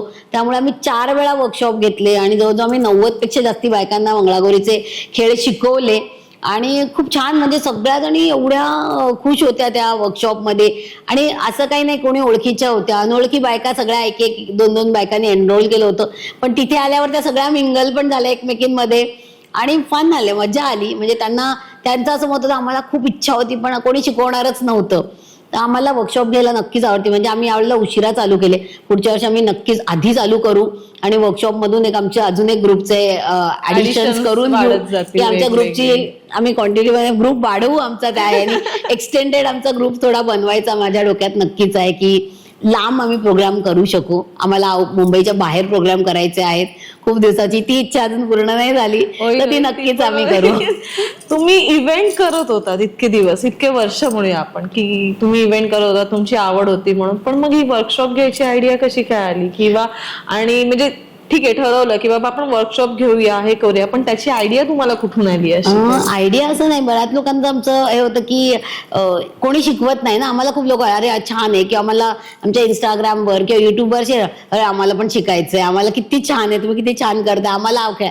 म्हणून असंच. आणि एक डान्स क्लास आहे डोंबिवलीत, त्यांनी मला विचारलं अरे मॅम आपण करूया का माझ्या इथे वर्कशॉप? तर माझ्या पण डोक्यात आलं येस आपण ट्राय करूया. म्हणजे मला गॅरंटी नव्हती किती लोक येतील, काय येतील. आणि एक अजून एक लेडीज होत्या, त्यांनी मला विचारलं त्यांची ग्रुप आहे, तू आम्हाला शिकवाल का? म्हटलं शिके, मी शिकवेन. असं ते एक छान शिकवलं, त्या मजा आली शिकवायला. म्हटलं ठीक आहे अजून आपण टाकून बघूया. आला रिस्पॉन्स, नाही आला. पण इतका भरभरून रिस्पॉन्स आला ना, आम्हाला खूप मजा आली त्याच्यामुळे. आता पुढच्या वर्षी आम्ही बहुतेक करून लवकर घेऊ की मे महिन्यापासूनच चालू करू की जास्तीत आणि जास्त बायकांना शिकवू. किती दिवसाचा हा वर्कशॉप असतो? तुम्ही म्हणजे हे जे ट्रेनिंग देता वर्कशॉप मध्ये, आम्ही पहिला तर इतक्या बायकांना सगळ्यांना एकत्र आणून त्यांना एकत्र शांतपणे सगळं बसून शिकवणं हेच खूप मोठा टास्क आहे. नाही खेळायला लागल्यावर बायका त्याच्यात रमून जातात आणि त्या शिकतात पटापट. म्हणजे त्यांना आम्ही तर बसू पण देत नाही, मी तर ब्रेक सुद्धा देत नाही, कंटिन्यू खेळायचं. कारण ब्रेक दिला की मग ती एनर्जी जाते. पण नाही असं काही नाही. आम्ही पहिला वर्कशॉप 2 दिवसाचा घेतला. त्याच्यात 2 दिवसात आम्ही एक 40 गेम आम्ही सॉर्ट आउट केले होते, आम्ही ते शिकवले. प्लस आम्ही आता जे वर्किंग आहेत त्यांना मध्ये येणं शक्य नाही, म्हणून आम्ही संडेचे 1 दिवसाचे 4 तासाचा वर्कशॉप घेतला. आणि असं नाहीये, वर्कशॉपमध्ये आम्ही त्यांना बेसिक शिकवलं. पुढे त्यांना जर काही त्याच्यात करायचं असेल तर त्यांनी त्याची प्रॅक्टिस करणं. आम्ही इव्हन गाणी पण त्यांना दिली PDF बनवून, तर त्यांनी ती प्रॅक्टिस करणं आणि स्वतःचे फिनिशिंग करणं, हे सगळं आम्ही बेसिक शिकवलं वर्कशॉपमध्ये. त्याच्यानंतर मग करायचं ते त्यांचं काम आहे. ज्याला खरंच इंटरेस्ट आहे तो मग येऊन शेवटी आपण पर्यंत आणू शकतो. एकदम स्पून फिडिंग तर नाही करू शकत. आणि शेवटी प्रत्येक गोष्टीचं आपण बेसिक शिकवलंय, त्याला ग्रो करायचं त्याचंच काम आहे. त्यामुळे ते त्यांनी पुढे करावं जाऊन. लीनाताई, तुम्हाला असं काय वाटतं, पूर्वीची मंगळागौर आणि आताची मंगळागौर ह्या दोन्हीमध्ये काय फरक आहे? की दोन्ही सेम आहे असं तुम्हाला वाटतं? त्याच्यामध्ये काही ट्रेडिशनल टच आहे किंवा मॉडर्न टच आलेला आहे असं तुम्हाला काही वाटतं? नाही, खेळ तर म्हणाल तर सगळे सारखेच आहेत. त्याला थोडं इनोव्हेशन म्हणजे फक्त नवीन गाणी वापरली गेली आहेत आत्ताच्या काळानुरूप, जी नवीन आली असतील अशी. पण खेळ तर सेमच आहे, फक्त पर्पज दोन्हीचे बदलले आहेत. पूर्वीच्या काळी मी तुला जसं मागे आधी बोलले की बायकांना बाहेर नाही पडायचं, त्यामुळे त्या निमित्ताने 5 मंगळवार 4 मंगळवार जे येतील श्रावणात, प्रत्येकाच्या घरी जाऊन पूजा करणं. कारण असं नाही, जिच्या घरी पूजा असते तिच्या घरी अजून पण ज्या सुवासिनी नवीन आहेत त्यांना बोलवलं जातं पूजेला. त्यामुळे त्या व्यवस्थित येऊन तिथे पूजा करणं, म्हणजे 4 मंगळवार एकमेकींना भेटणं, हे सगळं पूर्वीच्या काळी ते मेन कारण होतं की या प्रथांमुळे बायका भेटायच्या. पण आता पण कारण बदललंय. आता बायका बाहेर जातात आहे, पण त्या स्वतःसाठी जगणं विसरत चालल्या आहेत. त्या खूप पळतात आहे, सगळ्याच्या मागे पळतात आहे, मुलांच्या मागे, कामाच्या मागे. मग त्यांना एक तो थोडा शांतता आणि स्वतःसाठी हा वेळ आहे. माझ्या मते आता ही मंगळागौरीचे खेळ हे त्याच्यासाठीच आहेत की एक स्वतःसाठी मिळालेला मी टाइम. आणि मेन म्हणजे सगळ्या गोष्टी खूप व्यवधान आहेत आता आपल्या मागे, ती विसरून एक 3 तास स्वतःसाठी एक आनंद मिळावा यासाठी त्यांनी मंगळागौर खेळावी असं तुम्हाला वाटतं? म्हणजे ज्या यंग मुली किंवा आताच्या वर्किंग वुमन जेव्हा तुमच्या इव्हेंट्स मध्ये येतात, एन्जॉय करतात, तुम्हाला असं वाटतं, तुम्हाला काय अनुभव येतो त्यांच्याकडे बघून? मला खूप आवडतं. तेवढ्या पुरता त्यांचा स्ट्रेस रिलीफ झालेला आहे असं वाटतं? नक्कीच. हो वाटतं नक्की. अगदी जोला सांगू ना, पहिली फुगडी असते ना, ती फुगडी जेव्हा बायका घालतात ना आणि त्याच्यानंतर त्या खूप हसतात.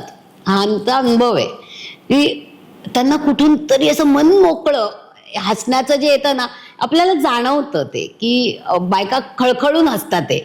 म्हणजे अशा त्या एखाद्या दिवस हसल्याही नसतील, किती दिवस असेल, की आपण जे नॉर्मल फॉर्मली असं जनरल काय कसे आहेत अशावरच हसलेलं असतो, पण ते खेळताना त्या मनमोकळ्या हसतात. मग तुमच्याबरोबर कोण मैत्रीण आहे आपली असं काही नसतं. म्हणजे इव्हेंटमध्ये म्हण किंवा घरी पण असतं ना, कोणीही असेल साथीदार त्याच्याबरोबर खेळत असतात आणि मजा असते की माझी मैत्रीणच पाहिजे असं पण नसतं. जो समोरील लेडीज आहेत त्यांच्याबरोबर खेळलं जातं आणि जे मनातून हास्य येतं ना, ते आतून आलेलं हास्य असतं, जाणवत असतं ते आपल्याला की हे आतून खळखळून हसतात ते, त्या खेळतात ते. आणि नवीन जनरेशनच्या मुलींचा एक म्हणजे एका ठिकाणी आम्ही प्रोग्राम केला होता, तर त्या मुलीने मला पहिले नंतर येऊन सांगितलं प्रोग्राम दिला, तिचं असं मत होतं की ठीक आहे आता आईने सांगितलंय, सासू सांगितली, पूजा तर केली, पूजा करण्यावर आपल्याकडे कोणाचं हे नसतं की ठीक आहे प्रथा, पूजा करतात. मग तिचं मत होतं मंगळागौरीचे खेळ कशाला करायचे आई, ती नकोच म्हणत होती. पण त्यांनी म्हटलं नाही नाही मला खेळायचंय, तू बघ म्हणून. आणि मग आम्ही त्यांच्या अगदी घरातच प्रोग्राम केला होता. नंतर प्रोग्राम झाला, ती मुलगी मला भेटायला आली आणि मला सांगितलं, ताई तुम्हाला खरं सांगू का, माझा ना पर्स्पेक्टिव्ह बदलला बघण्याचा. म्हणजे मी माझ्या आईला म्हणत होती कशाला काय ते बोर असतील, मला नाही खेळायचे, मग नको ठेवू, म्हणजे इथपर्यंत मी आईला सांगितलेलं. पण आज मी त्या प्रोग्रामचा पार्टिसिपेट झाले, खेळले आणि मला इतका आनंद वाटला ना, म्हणजे माझा तुम्ही दृष्टिकोन बदलला बघण्याचा. मला ते सगळ्यात मोठी पावती होती त्या दिवशी मिळालेली, जी सेकंड वरचीच होती मिळाली, पण त्यांनी मोटिवेशन येतं. आणि आमची म्हणून आम्ही जी मंगळागौर घेतो हे इंटरॅक्टिव्ह घेतो. आम्ही नुसतंच परफॉर्म केलं, काही खेळ ज्याला ट्रेनिंग लागतं ते आम्ही करून दाखवतो, पण जे खेळ बाकी सगळे खेळतात ना आम्ही तेच गेम घेतो आणि नवीन बायकांना इन्व्हॉल्व करतो, नवीन मुलींना इन्व्हॉल्व करतो. कारण त्यांना इन्व्हॉल्वमेंट आली ना तर त्यांना मजा कळते त्याच्यातली, जे खळखळून हसणं त्याशिवाय येणार नाही. म्हणजे तू मला खेळताना बघून एवढी खुश नाही होणार जेवढी तू खेळताना खुश होणार आहे. खरं आहे, कारण आम्ही पण जेव्हा बघतो ना तर ते अरे हे आपल्याला जमेल की नाही, हे होईल की नाही असं वाटतं. आणि मग आपण जाऊन उगाच त्याची हसं नको व्हायला. हे बऱ्याच माझ्या सुद्धा मनातला हा म्हणजे बोलतो नाही ही एक भीती आहे की नाही, बाबा हसं तर होतच खेळायला नाही, मजा नक्कीच. वाटते, बघायला छान वाटतं, पण ते आपल्याला जमेल की नाही करायची तर इच्छा असते. पण खेळल्याशिवाय त्याच्यातली मजा कळत नाही किंवा त्याच्यातला आनंद मिळणार नाही, बघून तो मिळत नाही. म्हणजे काही ठिकाणी असे एकदम जे आजी बिज्जी असतात त्या पण येऊन फुगड्या वगैरे खेळतात, मजा येते आम्हाला त्याच्यात. म्हणजे गाठोडं घालतात, मजा येते, त्यांना खूप आवडतं. आणि त्यामुळे आम्ही सगळ्यांना इन्व्हॉल्व करूनच प्रोग्राम करतो की त्यामुळे मजा येते. त्यांना पार्टिसिपेट करायला दिलं ना तरच ते कोरिलेट होणार त्याची. मी ना ते मंगळागौर म्हटलं की पारंपरिक वेशभूषा आली, एक आपल्याला सगळ्याच बायकांना आवडणारा प्रकार Yes, म्हणजे नटणं. नटायला मिळतं. तर या पारंपरिक वेशभूषेचं मंगळागौरीमध्ये काय महत्व आहे? तसं स्पेसिफिक म्हणशील तर काही नाहीये की आपण पूर्वीच्या काळीचे आपण खेळ खेळतो या हिशोबाने आपण नऊवारी घालतो. पण कसं आहे की आता काळानं आपली वेश करण्याची पद्धती आहेत ना त्या बदलत चालल्यात. म्हणजे आता माझी आजी असेल ती नऊवारी घालायची कायम, म्हणजे दिवसभर घरात ती नऊवारी. माझी आई होती ती सहावारी साडी घालायची, आम्ही घालायचो पंजाबी ड्रेस. आणि आता नवीन जनरेशनच्या मुली तर जीन्स आणि फ्रॉक आणि याच्यावर आहे. म्हणजे हळूहळू आपले हे पारंपरिक जे वेशभूषा आहे आपण मागे पडत चाललेले आहेत. पण आता नवीन जनरेशनला पण याचा क्रेज आहे नक्कीच. पुन्हा एकदा बोलतात ना जुन्याकडे आपली परत generation वळायला आपण लागली. जुन्याकडे जातो ना, एक ट्रेंड म्हणून का होईना, त्यामुळे पण आता ट्रेंड म्हणून पण आहे. आणि तसं बघायला गेलं ना नऊवारी मोस्ट कम्फर्टेबल आहे खेळ खेळायला. हा तुम्ही सहावारीत एवढ्या आरामात खेळू खेळ नाही शकत. खेळू शकत जेवढे तुम्ही नऊवारीत खेळता. आणि या खेळांची त्यात मजा पण तीच आहे ना की नऊवारीमध्ये नटून थटून म्हणजे आपण जिमला जातो तर आपण कुठले तरी स्लॅक्स आणि टी शर्ट असे एकदम कम्फर्ट, दागिने नाही घालणार आणि असं जाऊन करतो. पण मंगळागौरीचा खेळाचं महत्व आणि त्याच्यातला जो म्हणा ना स्पार्क येतो की छान नटून थटून, म्हणजे अगदी डोक्यापासून अगदी ते छोटेसे आंबाड्याला पिना लावणं डेकोरेटिव्ह आणि फुलं घालणं, गजरे घालून अगदी पायात जोडवीपर्यंत आपण नखशिकांत नटलेला असतो. आणि प्लस आपण एवढे एक्झॉस्ट होणारे किंवा एवढे पॉवर पॅक असे गेम पण खेळत असतो. म्हणजे हे त्या वेशभूषेच काय म्हणा ना महत्व आहे की त्याच्यात ते सगळं शक्य होतं करणं आणि मजा पण येते. आपण म्हणजे अंगभर कपडे घालून मस्तपैकी खेळत असतो आणि त्याचं ते सौंदर्यच काही वेगळं आहे. तर नऊवारी शिवाय पर्याय नाही. आणि मंगळागौर आणि नऊवारी हे कॉम्बिनेशन कॉम्बिनेशन एकदम छान आहे. आणि त्यामुळे आपल्या नवीन पिढीनं आपले जुने प्रकारचे जे आपण पोशाख घालायचो त्याबद्दल पण माहिती होते. आणि आता खूप सोपं झालेलं आहे, अगदी तुम्हाला नेसणं शक्य नाही तर शिवून सुद्धा Readymade मिळतात. नऊवारी हा, म्हणजे मिळतात. तुम्ही इझिली पण मंगळागौरीचे खेळ ग्रेसफुल दिसतात ते नऊवारीमध्ये. त्यामुळे ते एक छान आणि कम्फर्टेबली तुम्ही पदर खोचला की कम्फर्टेबली खेळू शकतात. ते सहावारीत शक्य नाही खेळणं, त्यामुळे ते घालायला हरकत नाही. त्यामुळे आपल्या जनरेशनशी कनेक्ट राहतो.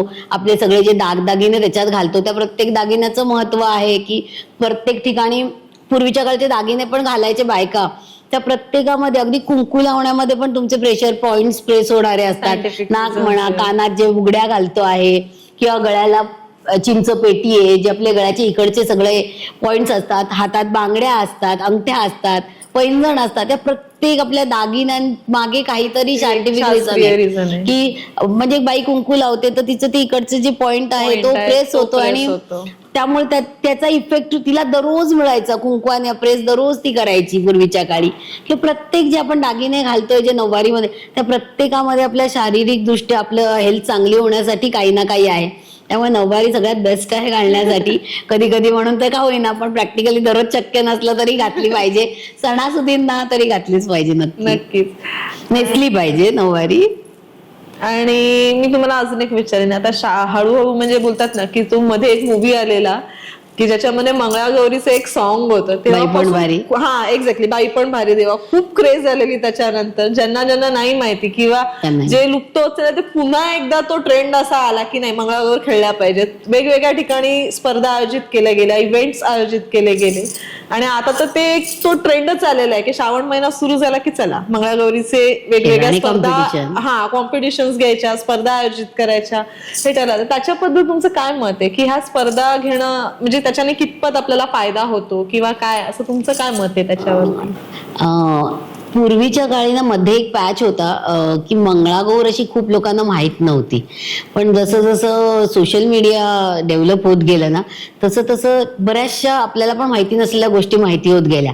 तशी मंगळागौर पण खूप लोकांना माहिती होत गेली. सोशल मीडियाचं ते वरदान नक्कीच आहे की आता म्हणजे फक्त महाराष्ट्रीयन लोकांपुरती ती मर्यादित किंवा महाराष्ट्रीयनमध्ये पण काही जातीचे लोकांमध्येच व्हायची, तर तसं नव्हता. आता हाऊस म्हणून पण बायका मंगळागौर करायला लागल्या आणि हे चांगलं आहे की त्या निमित्ताने सगळे एकत्र येतात, मजा करतात, एक क्वालिटी टाइम स्पेंड होतो एकमेकांबरोबर. पण मधल्या एक पॅच मध्ये ते नव्हतं, पण आता परत तो ट्रेंड येते. आणि तू म्हणाल तसं बाई पण नंतर तर ज्यांना माहिती नव्हतं त्यांनाही माहिती झालं आणि हे चांगलं आहे ना. आपलं कल्चर सगळीकडे स्प्रेड होतंय, वर्ल्ड वाईड स्प्रेड होतंय आणि हे चांगलं आहे. आणि सोशल मीडियाचं हे नक्कीच आपल्याकरता वरदान आहे की इझिली सगळं अवेलेबल आहे. इव्हन आमचं जे सोशल मीडिया अकाउंट आहे आम्ही त्याच्यावर खूप सारे खेळ टाकतो की आमचं असं मत आहे की आमचं खेळ बघा, तुम्ही इथे नाही राहते, भारताच्या बाहेर जरी राहत असेल तर आमचं सोशल मीडिया पेज बघितलं तुम्हाला खेळ बघायला मिळतील. गाणी आहेत त्याच्यात क्लिअर कट ऐकू येणारी, तर तुम्ही तिथे पण जाऊन हे खेळ आमचे बघा, शिका आणि तिथे पण करा. हा त्याचा नक्की वरदान आहे. आता खूप साऱ्या कॉम्पिटिशन्स होतात. तसं बघायला तर कॉम्पिटिशन एक चांगलं आहे की त्यामुळे अजून खूप म्हणजे कॉम्पिटिशनचा एक नक्कीच फायदा आहे की त्याच्यामुळे बरेचसे नॉन महाराष्ट्रीयन लोक पण आहेत जे ग्रुप असतात त्याच्यात येतात आणि ते मंगळागौरीचे खेळ खेळतात. तेव्हा फक्त मराठी लोकांपुरतं मर्यादित न राहता मंगळागौरीचे खेळ हे सगळ्या जाती धर्मातले लोक खेळतात. ते त्याच्यामुळे कॉम्पिटिशनमुळे हे नक्कीच होत आहे. दुसरी गोष्ट म्हणजे कॉम्पिटिशन ती त्या 5 मिनिटाची असते.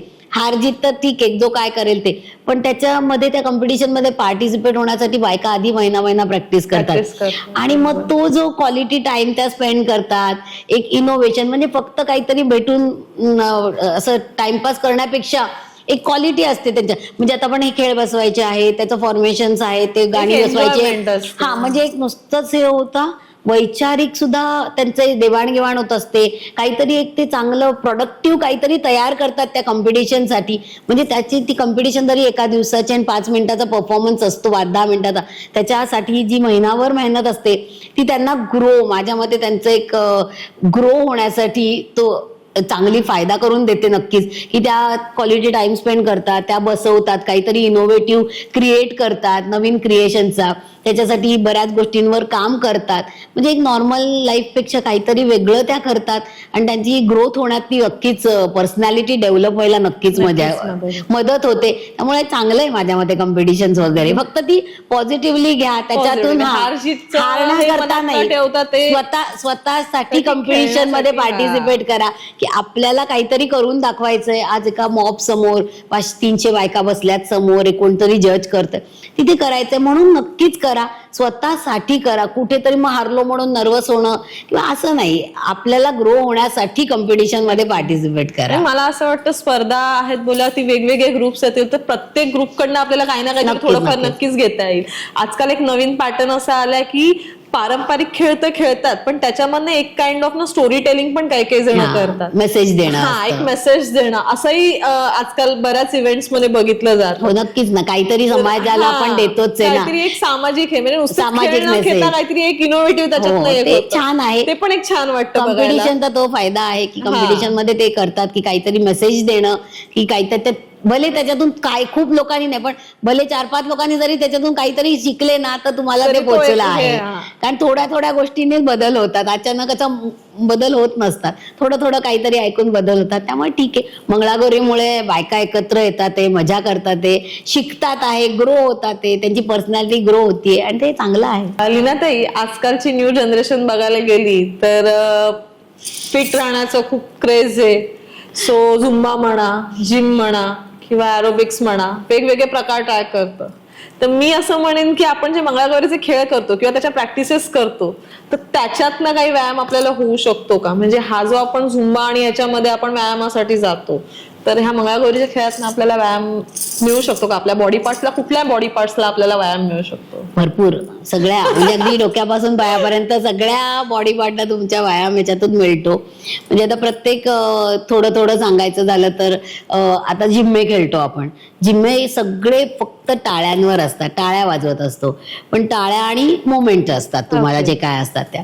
पण जिम्म्यांनी टाळ्या जेव्हा आपण वाजवत असतो तर आपण बघतो ऑक्युप्रेशर पॉइंट्स होतात. म्हणजे आपल्या हातावर पूर्ण सगळ्या शरीराचे ऑक्युप्रेशर पॉइंट असतात. आणि जेव्हा तुम्ही टाळ्या वाजवत असतात तेव्हा ते इनडायरेक्टली ते प्रेसच होत असतात. प्रत्येक पॉइंट प्रेस होतो तुम्ही जेव्हा टाळ्या वाजवता तेव्हा. त्यामुळे प्रत्येक पॉइंट प्रेस झाल्यावर पूर्ण शरीराचं आरोग्य चांगलं राहायला त्यांनी मदत होते. आता आपण खाली बसून होडी खेळतो, जेव्हा आम्ही एकमेकींना असे हात पकडून मागे पूर्ण झोपतो आणि परत पुढे येतो, त्याच्यात तुमचं पूर्ण बॅकला, तुमच्या हातांना, पोटाला पूर्ण पोट बारीक व्हायला मदत होते त्यांनी.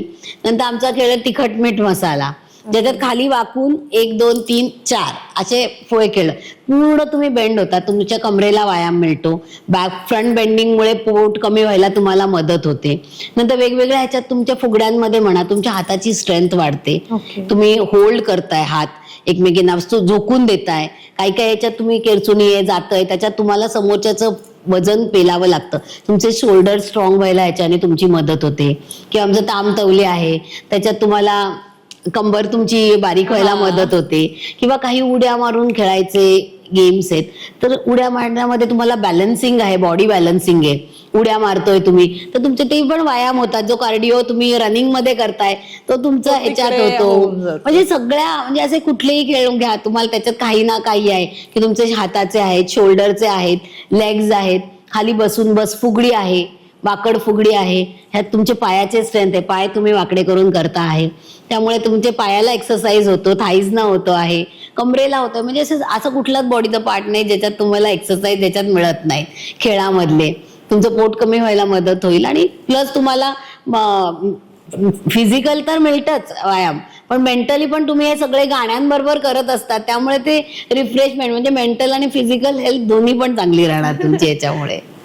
मंगळागौरीचे खेळ खेळताना किंवा ते वर्कशॉप घेताना, शिकवताना मेंटॉर खूप चांगला प्रशिक्षित असणं गरजेचं आहे का? किंवा त्याला पूर्णपणे नॉलेज असणं गरजेचं आहे का? नक्कीच ना. म्हणजे काय शिकवायचं आहे तर आपल्याला पहिले यायला पाहिजे, तर लोकांना शिकवू शकतो ना. नाही तर असं होणार आपल्यापेक्षा समर्थच चांगला खेळतोय असं नाही व्हायला पाहिजे.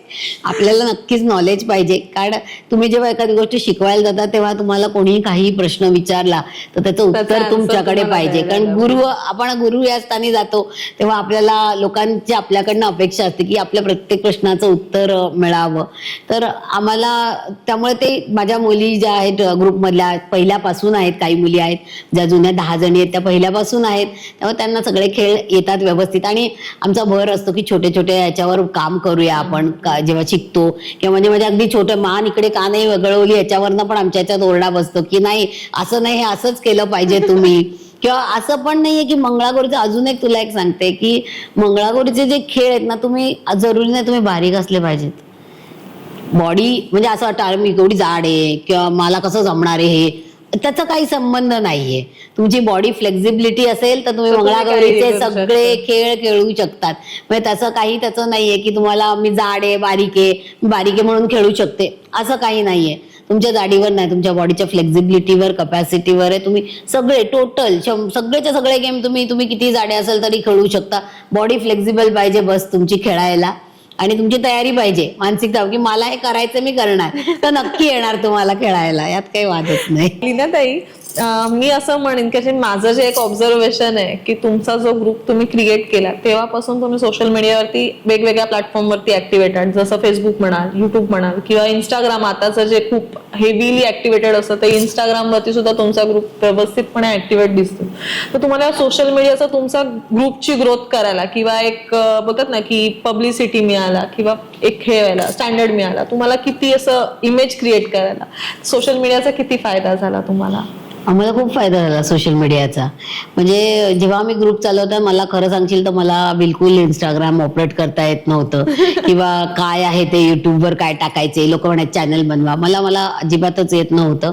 पण माझं आहे की अहेड ऑफ टाइम विचार करायचा माझी सवय आहे की एखादी गोष्ट 98 पासून बिझनेस करते, त्यामुळे ती मेंटॅलिटी पण तीच आहे की मार्केटिंग. हा, म्हणजे मी एक मजा म्हणून चालू केलेला ग्रुप, म्हणजे एक हाऊस म्हणून चालू केलेला ग्रुप पण त्याला पण आम्ही आता एक प्रोफेशनल लेवलवर नेऊन ठेवलं आहे नक्कीच. आणि ते पण फार कमी पिरियड मध्ये केलं आम्ही. म्हणजे तसं तर 21 हा वर्ष धरला नाही तरी 22 पासून आज 4थंच वर्ष आहे आमचं प्रोफेशनली आम्ही काहीतरी काम जे केलं पहिल्यांपासून.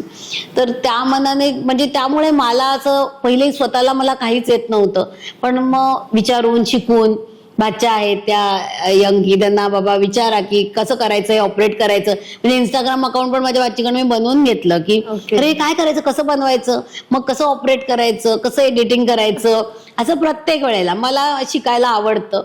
म्हणजे आणि माझं मत आहे की नवीन जनरेशनशी कोरिलेट राहण्यासाठी तुम्हाला ऍक्टिव्ह राहणं गरजेचं आहे. जे त्यांचे बदल आहेत ते आपण ऍक्सेप्ट करणं गरजेचं आहे, कारण सगळेच काही वाईट नाहीयेत.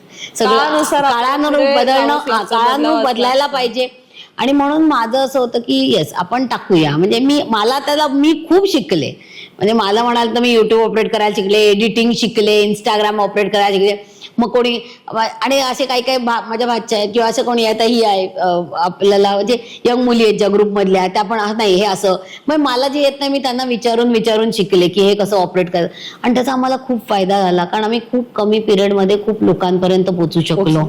आणि म्हणजे हे जे सोशल मीडिया आहे ना, असं की एखादी गोष्ट तुमची क्लिक झाली ना तर तुम्ही एकदम भरकीने पुढे जाता, बूम होतो. म्हणजे आम्ही आमचा एक बाईपणचा आम्ही एका ठिकाणी गेलो होतो रेल्वेचा एक प्रोग्राम करण्यासाठी चर्चगेटला.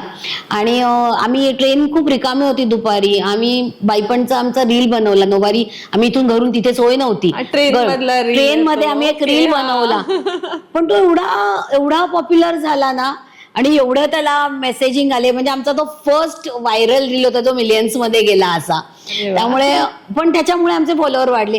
असे कुठल्या तरी एखादी गोष्ट क्लिक होते आणि मग ती तुम्हाला खूप पुढे घेऊन जाते. किंवा युट्यूबवर आहे आमचे असे फटाफट फॉलोअर वाढले, ज्याच्यात काही आम्ही पोस्ट किंवा आम्ही जे खेळ टाकले बघून की ओपनली आम्ही कुठलंही हाईड, कारण आम्ही काही खूप वेगळं करत नाहीये. आम्ही जे जुने लोक करतात तेच आहे, तीच गाणी आहेत, तीच खेळ आहेत. म्हणजे आम्ही आमचं काय असं खूप इनोव्हेटिव्ह आहे की आम्हाला लोकांना द्यायचं नाही. ते लोकांना माहितीच आहे, फक्त ज्यांना माहिती नाहीये, पोचू शकत नाहीये, कारण घरात खूप जुन्या पिढीतली माणसं नाहीयेत, मग सांगणारी नाहीयेत, अशांना आम्ही सांगतोय आमच्या चॅनलवरनं. आम्ही बिंदास खेळ शिकवतोय, आमची गाणी टाकतोय की आम्हाला बघून लोकांनी शिकावं. आम्हाला नक्कीच आवडेल हे करायला की तुम्ही बघा आणि शिका, ग्रो व्हा आणि आमची आठवण काढा की आम्ही यांच्या चॅनलवर बघून शिकलो आहे, हे आवडेल. आणि आम्हाला खूप प्रोग्राम्स पण मिळतात. आमचे डोहाळ जेवणाचे प्रोग्राम म्हणा, मंगळागौरीचे. मागच्या वर्षी आम्ही मागच्या सीझनला श्रावणात आम्ही 18 प्रोग्राम केले होते. त्याच्यातले 13 प्रोग्राम हे आम्ही ऑनलाईन मिळाले होते. वाव. युट्यूब आणि इंस्टाग्रामवर बघून लोकांनी कॉल केले होते आम्हाला. इव्हन आम्हाला लास्ट टाइम जो राजश्री मराठीचा प्रोग्राम मिळालेला होता तो पण तिने युट्यूबवर आमचा पेज बघून आम्हाला कॉल केला होता. त्यामुळे खूप फायदा होतो मला वाटतं लोकांपर्यंत. आताही आणि सगळ्यात recently छान खूप वाटतं ना, झालेलं आहे. खूप बायका तुम्हाला फोन पण करतात ऑल ओव्हर महाराष्ट्रामधून आणि त्या असं भरभरून बोलतात की अरे किती छान आहे, किंवा त्यांना असं होतं की आम्हाला हे करायचंय पण आम्हाला नाही करायला मिळत, आणि त्या भरभरून बोलतात. खूप छान वाटतं, मला आवडतं. म्हणजे आपल्यामुळे आज 4 लोकांना आनंद मिळतोय ना, तर ते त्याच्यासारखं बेस्ट काही नाहीये. तेच ब्लेसिंग्स आहेत जे आम्हाला वर घेऊन जाणार कितीतरी. आणि सोशल मीडिया डेफिनेटली तुम्हाला काळानुरूप चालायचं असेल तर सोशल मीडियाशिवाय पर्याय नाही. आणि लोक नवीन जनरेशनचे आता मला जे फोन येतात डोहाळ जेवण किंवा ह्या मुलीच करतात, ज्यांचे फंक्शन आहेत त्या स्वतःहून बघतात, फोन करतात, अरे ताई तुमचं छान आहे, आमच्याकडे याल का. आणि प्रोग्राम आमचे डोहाळ जेवणाचे तर बरेचसे प्रोग्राम आम्हाला इंस्टाग्रामवरनं मिळतात.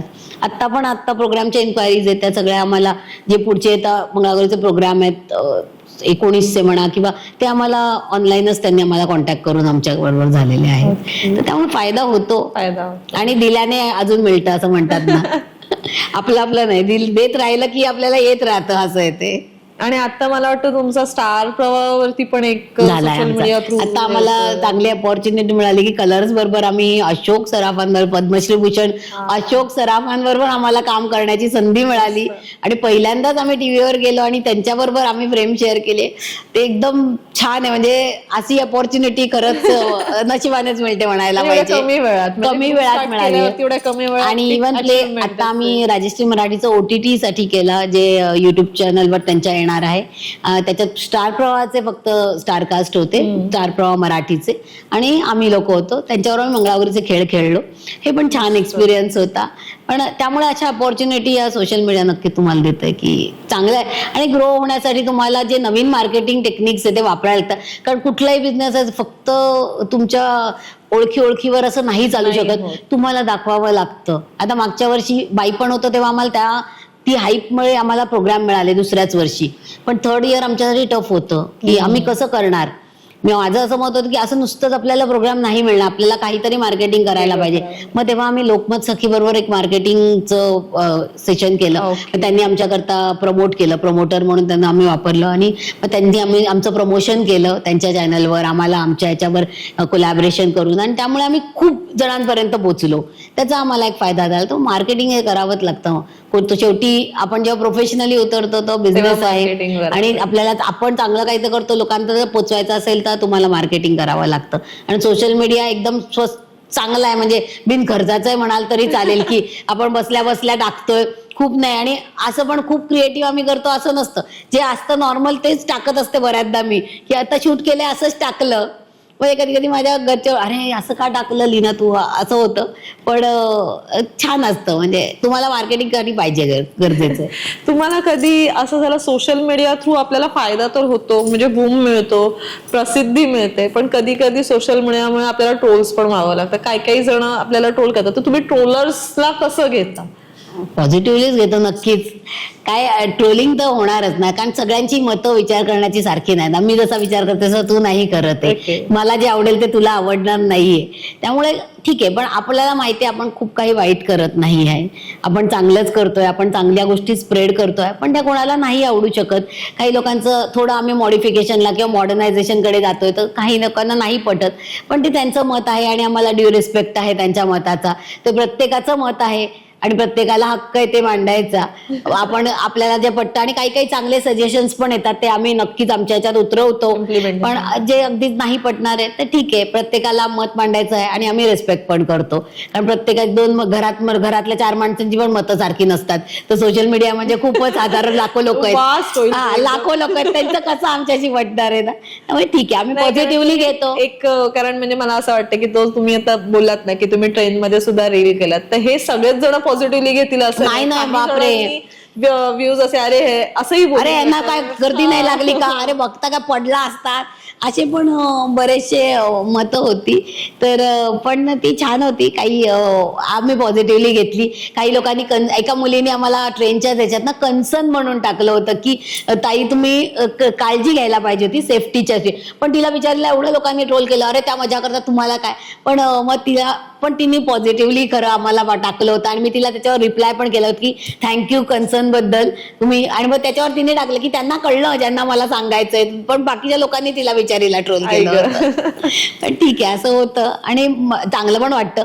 खूप चांगलं वाटतं, चांगले मेसेज आले, वाईट पण वाटतं, वाईट मेसेज आले तर पण ठीक आहे, ते तुम्ही बोलली घेणं गरजेचं आहे, पॉझिटिव्हलीच घ्यायचं कारण आपण. हा एक खूप चांगला मेसेज तुम्ही देतात. बरेच जे म्हणजे इव्हेंट करतात किंवा बरेच सोशल मीडियावरती आहेत, त्यांना बऱ्याचदा अशा ट्रोलर्सने ट्रोल केल्यावरती ते डिमोरलाइज होतात आणि टोटली स्टॉपच करून टाकतात. असेही मी काही बघितलेले आहेत आर्टिस्ट लोक.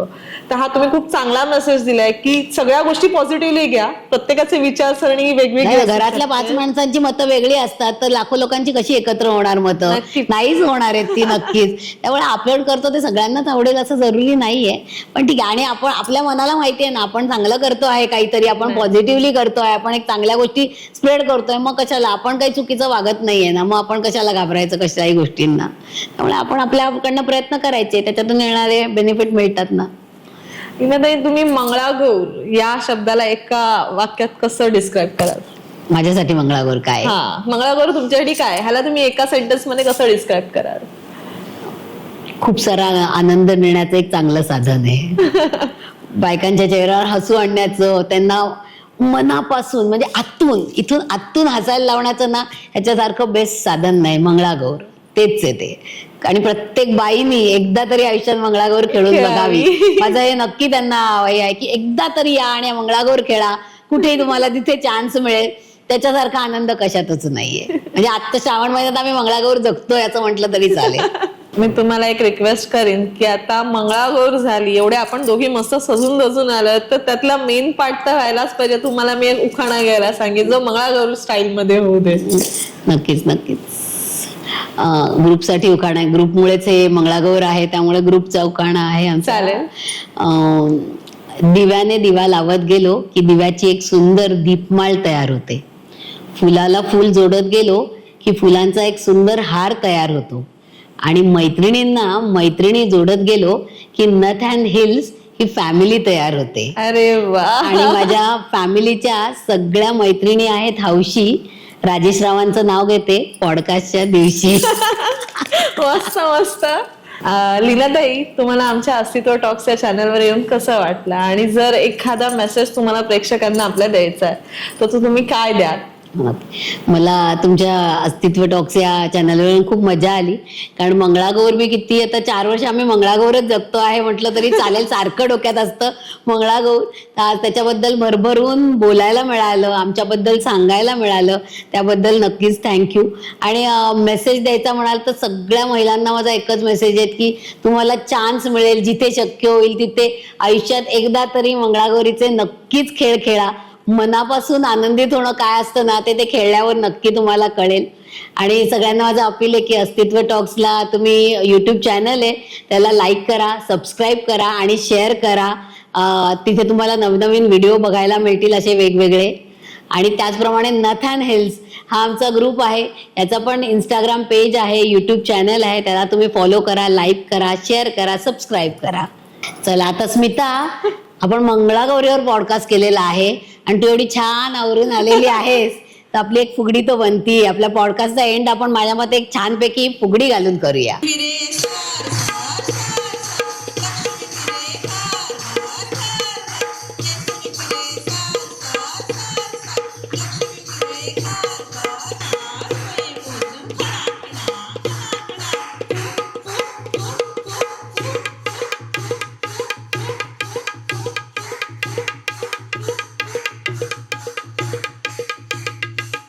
One two three start. खडकावर झुळझुळ पाणी कुणी ग बाई अडवलं, आला होता धीर माझा त्याने ग बाई अडवलं. पाणी अडवून रान ग बाई कुणी हे सार पिकवलं, आला होता खरधनी माझा त्याने ग बाई पिकवलं, त्याने ग बाई पिकवलं, त्याने ग बाई पिकवलं. कळलं, हेच हास्य आहे जे मिळतं.